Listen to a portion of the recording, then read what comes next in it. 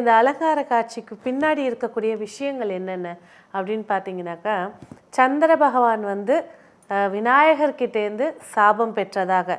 ஏன்னா நீ 15 நாள் தேஞ்சு போகணும், 15 நாள் வளர்ந்து தேஞ்சு போயிட்டுவ அப்படின்னு சொன்னதுக்கு அந்த சந்திர பகவான் வந்து சிவனை நோக்கி இருந்த தவத்தின் மூலியமாக கிடைத்த வரம் கிடைத்தது. அவர் வந்து முழு பௌர்ணமியாக வளர்ந்து நின்ற காட்சி தான் இந்த ஐப்பசி பௌர்ணமி.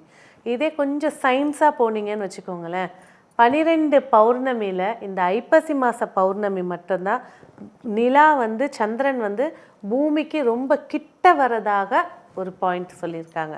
நீங்கள் செக் பண்ணி பார்த்தீங்கன்னா உங்களுக்கு தெரியும்.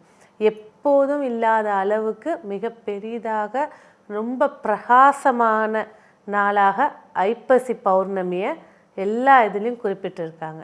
சரி, அடுத்த விஷயம் அப்படின்னு பார்த்தீங்கன்னாக்கா, 365 நாட்களில் அதிக இருள் அதிகம் கொண்ட இரவு பகுதி அதிகம் கொண்ட நாள் அப்படிங்கிறது இந்த ஐப்பசி பௌர்ணமி.